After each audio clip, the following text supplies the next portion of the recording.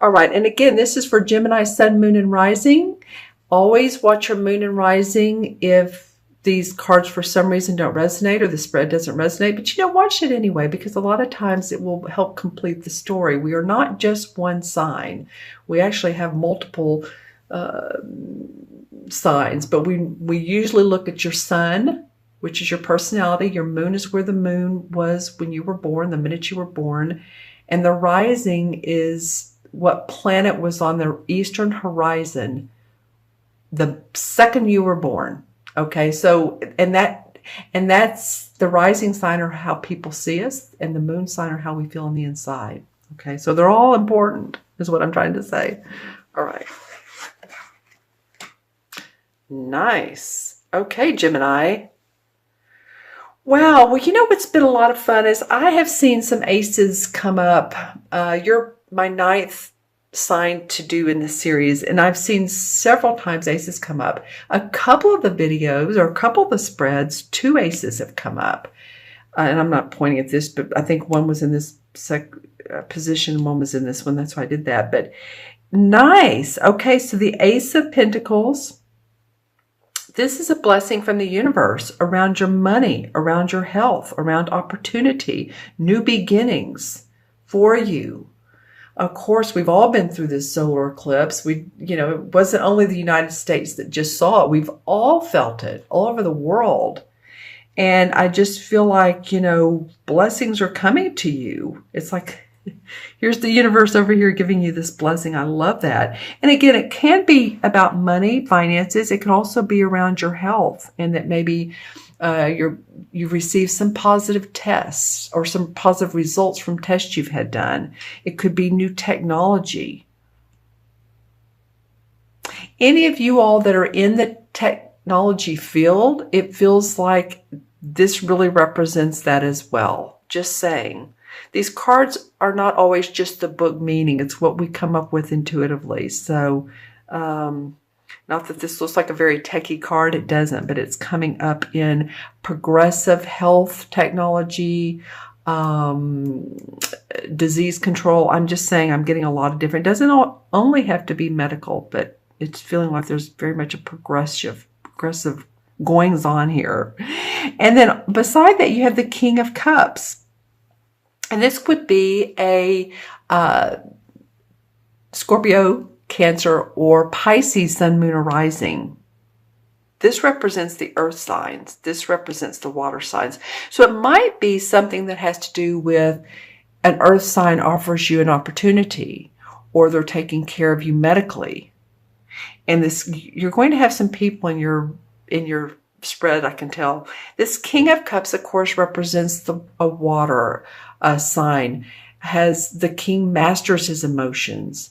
He could be a playwright. He could be a creative director. He uses his intuition. He's used his intuition and his guidance very well to master. He's also a lot of times a doctor. And I keep bringing up doctors, don't I? Or the medical industry. Someone who's in the holistic field, the medical field, and this is as the broadest sense of the word, therapy, psychologist. Interesting. Okay, let's see what the first 2 weeks in October bring. Oh my gosh. I'm having a lot of fun. I felt like this was going to be a fun reading for you guys. And here you have the Ace of Pentacles and the Ace of Cups. Your cup runneth over. Now, then the Five of Pentacles comes up. So what's going on with you guys, Gemini? Let's take a look. This is going to represent a myriad of scenarios, and you'll have to leave in the comments below how this talks to you. But here we have this blessing from the universe of money, good health. We have the king who looks like he's taking care of you. Then the Ace of Cups, new beginnings around what makes your heart sing. This could be creative projects. This could be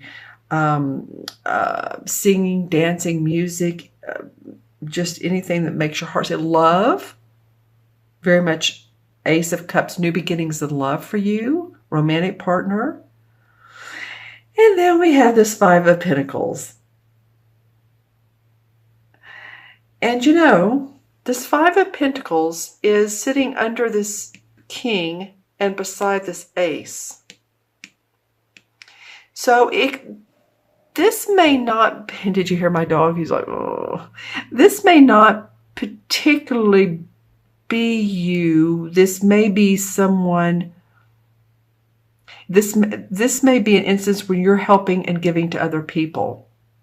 For instance, it could be that maybe you donated $1 or $100 or whatever to, you know, the victim. I'm just giving this example because it's been so much on our minds, right? The victims of the hurricanes, people that have, you know, struggling or been displaced, or animals have been displaced. You know, babies need diapers, and maybe you've done some giving to that. If this is you, what I'm trying to say about this card, this guy has been in a bad situation as far as his income and his health, but he's getting support now. And I'm saying maybe you've helped this person. If this is you, then you have help around you. You have this doctor or this loving person. You have the Ace of Cups who wants to love you. So you have support in the Pentacles. I feel like, yeah, you definitely have that going on. Let's see what the transition card is. Temperance. Temperance. I haven't seen that card this particular series. The Temperance card is about patience. It's not only because it's temperance, being tempered, you know, feeling tempered, knowing that the universe is going to bring you your blessings in divine time, Gemini. As you can see, you're going to get some. It may be that if this is you, you have some financial woes to take care of, or you need to wrap up some debts, consolidation. You're borrowing money, or you've spent a lot of money, or you're just looking at your bottom line and you want to recover from that. Okay, and the universe is saying, no worries. You have one foot in the water, which means that the flow of life is part of you, and one foot on the rock, which is solid and stayed. Okay, so in the crown, which represents, it represents that you will have your way. You'll be like this King of Cups if you give your whole situation time to improve.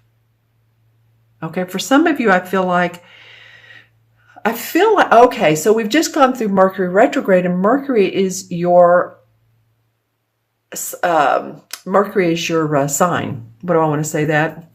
What do I want to say rather? Like if for Libra and Taurus, it's Venus. It's your representational sign. Mercury retrograde really can affect Geminis. You know, Gemini is my moon. I get that.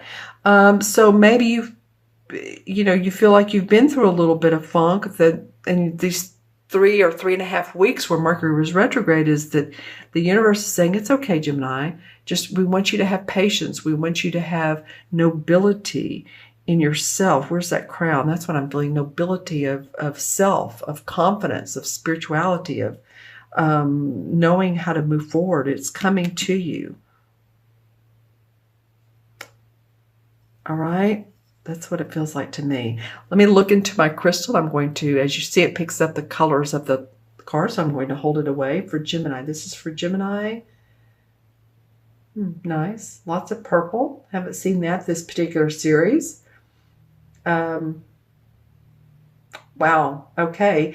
I did see this a little bit with one other sign. Maybe two other. Lots of planetary action. Let's see, has been, like I was just saying, like Mercury in retrograde or the solar eclipse, has really affected you all, has really been part of your emotions, part of your mental thinking. But I am seeing a lot of blue, and this blue is reminding me of the blue color of the throat chakra. communication. So it could mean that your communication skills are very important, as they always are with anybody, but with you all, you're the communicators. And it's picking up a lot of blue, light blue and dark blue.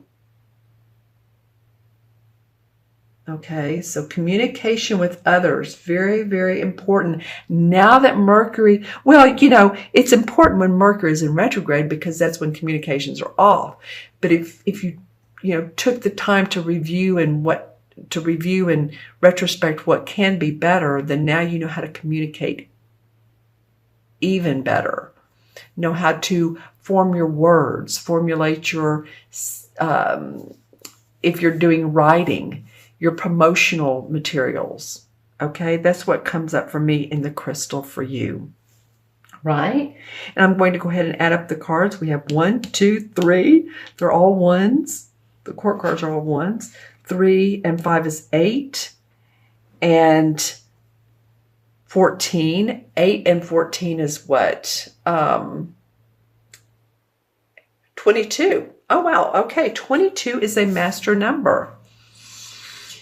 22. 22's, if I think about anyone who has a life path of 22, and this is how this comes into your reading. This is how it connects. They always are great connectors. I just said the word the first time.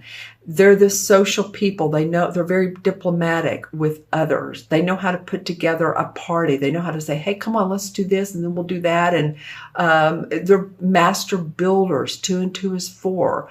4 structure, solidity. So, yeah, I'm just saying it's building your foundation through your social being, through your communication, through your awareness. All those are important for you. And there is no 22 in the major arcana. So we're going to go to the 2, which is the high priestess. Or excuse me, the 4. Well, the 2 is the high priestess. So I do want to talk about her because you had 2 2s. And so this is about using your psychic intuition. She's very intuitive. She's also sees the hidden meanings, any type of deception. She can see through things. She can see under them and around them. So that's going to be important for you guys as well. And the 4 is the Emperor card.